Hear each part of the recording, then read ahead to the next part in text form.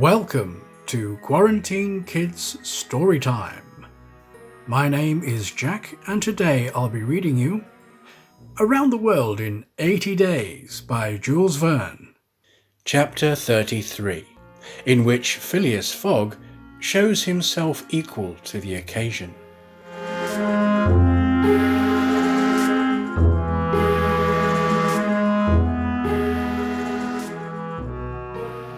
An hour after, the Henrietta passed the lighthouse which marks the entrance of the Hudson, turned the point of Sandy Hook, and put to sea. During the day, she skirted Long Island, passed Fire Island, and directed her course rapidly eastward. At noon the next day, a man mounted the bridge to ascertain the vessel's position. It might be thought that this was Captain Speedy, not the least in the world. It was Phileas Fogg, Esquire. As for Captain Speedy, he was shut up in his cabin under lock and key, and uttering loud cries which signified an anger at once pardonable and excessive. What had happened was very simple. Phileas Fogg wished to go to Liverpool, but the captain would not carry him there. Then Phileas Fogg had taken passage for Bordeaux, and, during the 30 hours he had been on board, had so shrewdly managed with his banknotes that the sailors and stokers, who were only an occasional crew and were not on the best terms with the captain, went over to him in a body. This was why Phileas Fogg was in command instead of Captain Speedy, why the captain was a prisoner in his cabin, and why, in short, the Henrietta was directing her course towards Liverpool. It was very clear, to see Mr. Fogg manage the craft, that he had been a sailor. How the adventure ended will be seen anon. Aouda was anxious, though she said nothing. As for Passepartout, he thought Mr. Fogg's manoeuvre simply glorious. The captain had said, "Between 11 and 12 knots," and the Henrietta confirmed his prediction. If then, for there were ifs still, the sea did not become too boisterous, if the wind did not veer round to the east, if no accident happened to the boat or its machinery, the Henrietta might cross the 3,000 miles from New York to Liverpool in the 9 days between the 12th and the 21st of December. It is true that, once arrived, the fare on board the Henrietta, added to that of the Bank of England, might create more difficulties for Mr. Fogg than he imagined or could desire. During the first days they went along smoothly enough. The sea was not very unproprietous, the wind seemed stationary in the north-east, the sails were hoisted, and the Henrietta ploughed across the waves like a real transatlantic steamer. Passepartout was delighted. His master's last exploit, the consequences of which he ignored, enchanted him. Never had the crew seen so jolly and dexterous a fellow. He formed warm friendships with the sailors and amazed them with his acrobatic feats. He thought they managed the vessel like gentlemen, and that the stokers fired up like heroes. His loquacious good humour infected everyone. He had forgotten the past, its vexations and delays. He only thought of the end, so nearly accomplished, and sometimes he boiled over with impatience as if heated by the furnaces of the Henrietta. Often also the worthy fellow revolved around Fix, looking at him with a keen, distrustful eye, but he did not speak to him, for their old intimacy no longer existed. Fix, it must be confessed, understood nothing of what was going on. The conquest of the Henrietta, the bribery of the crew, Fogg managing the boat like a skilled seaman, amazed and confused him. He did not know what to think. For, after all, a man who began by stealing £55,000 might end by stealing a vessel, and Fix was not unnaturally inclined to conclude that the Henrietta, under Fogg's command, was not going to Liverpool at all, but to some part of the world where the robber, turned into a pirate, would quietly put himself in safety. The conjecture was at least a plausible one, and the detective began to seriously regret that he had embarked on the affair. As for Captain Speedy, he continued to howl and growl in his cabin, and Passepartout, whose duty it was to carry him his meals, courageous as he was, took the greatest precautions. Mr. Fogg did not seem to even know that there was a captain on board. On the 13th, they passed the edge of the banks of Newfoundland, a dangerous locality during the winter, especially there are frequent fogs and heavy gales of wind. Ever since the evening before, the barometer, suddenly falling, had indicated an approaching change in the atmosphere, and during the night the temperature varied. The cold became sharper, and the wind veered to the southeast. This was a misfortune. Mr. Fogg, in order not to deviate from his course, furled his sails and increased the force of the steam. But the vessel's speed slackened owing to the state of the sea, the long waves of which broke against the stern. She pitched violently, and this retarded her progress. The breeze, little by little, swelled into a tempest, and it was feared that the Henrietta might not be able to maintain herself upright in the waves. Passepartout's visage darkened with the skies, and for 2 days the poor fellow experienced constant fright. But Phileas Fogg was a bold mariner, and knew how to maintain headway against the sea, and he kept on his course, without even decreasing his steam. The Henrietta, when she could not rise upon the waves, crossed them, swamping her deck, but passing safely. Sometimes the screw rose out of the water, beating its protruding end, when a mountain of water raised the steam above the waves, but the craft always kept straight ahead. The wind, however, did not grow as boisterous as might have been feared. It was not one of those tempests which burst and rush on at a speed of 90 miles an hour. It continued fresh, but unhappily it remained obstinately in the southeast, rendering the sails useless. The 16th of December was the 75th day since Phileas Fogg's departure from London, and the Henrietta had not been seriously delayed. Half of the voyage was almost accomplished, and the worst localities had been passed. In summer, success would have been well nigh certain. In winter, they were at the mercy of the bad season. Passepartout said nothing, but he cherished hope in secret, and comforted himself with the reflection that, if the wind failed them, they might still count on the steam. On this day the engineer came on deck, went up to Mr. Fogg, and began to speak earnestly with him.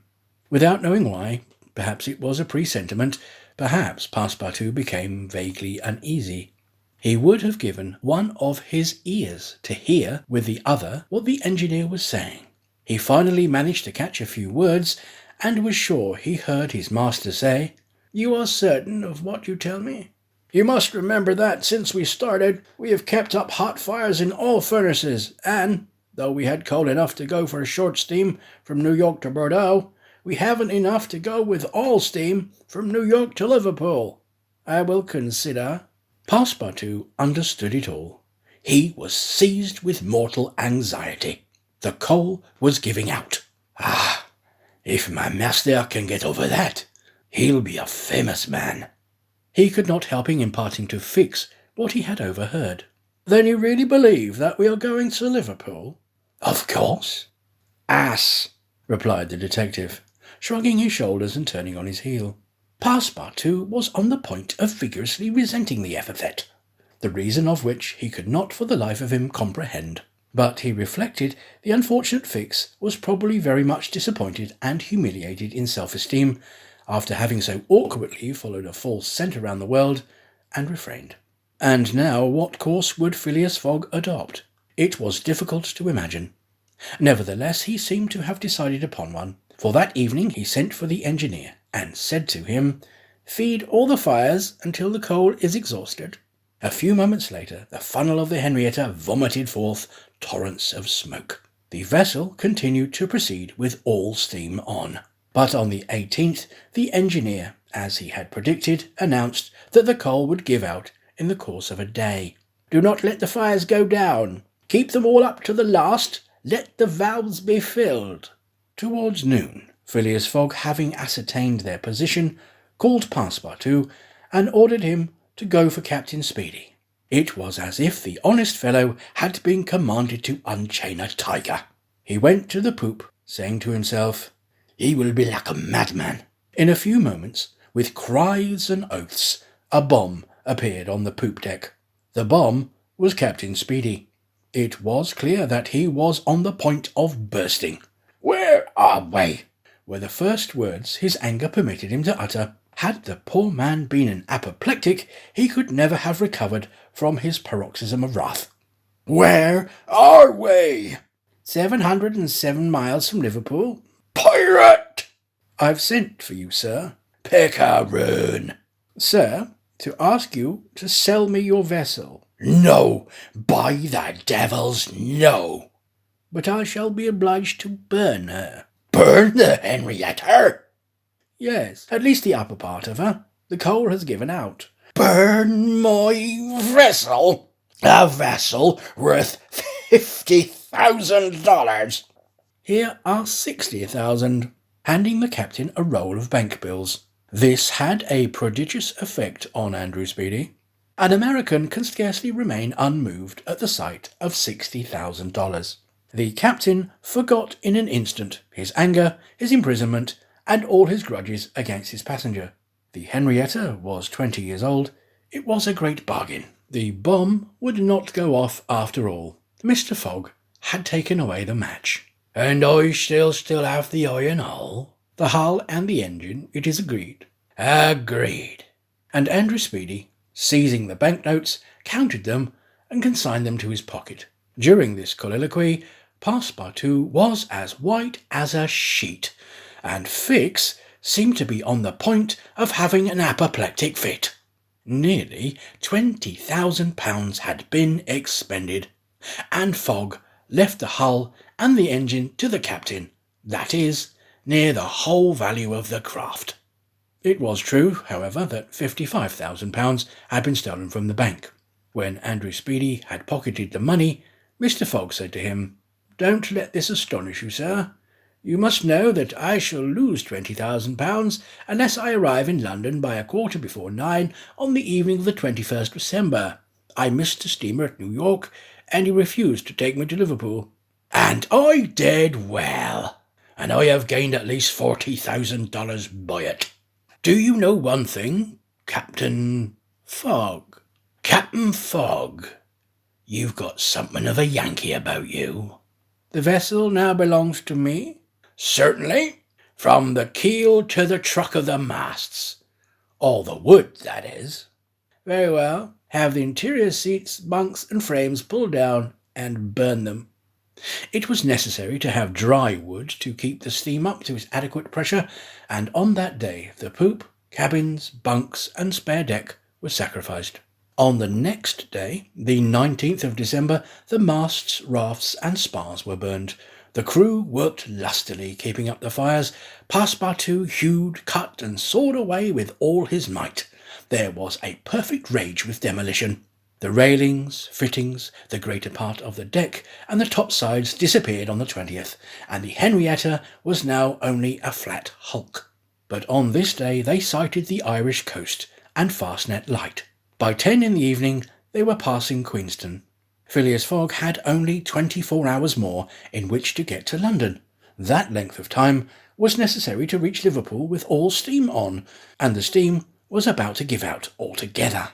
"Sir, I really commiserate you.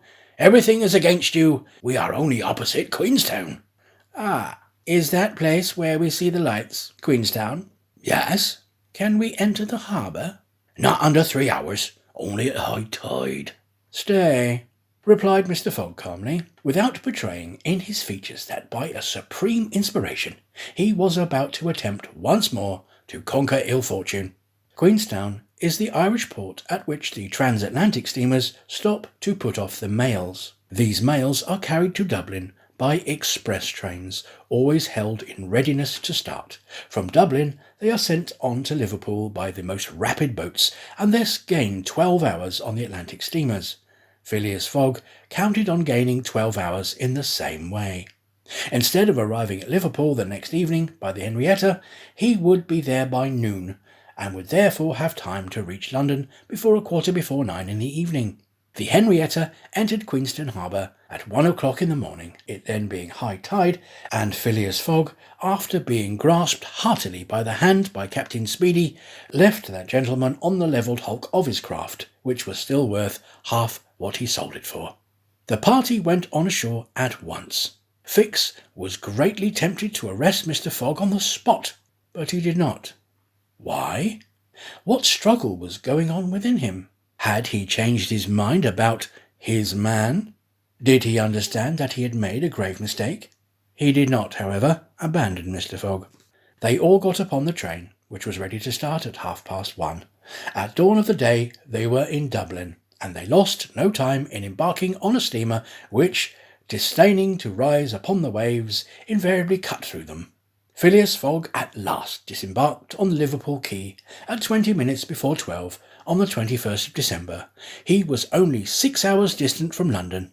But at this moment Fix came up, put his hand upon Mr. Fogg's shoulder, and showing his warrant, said, "You are really Phileas Fogg?" "I am." "I arrest you in the Queen's name."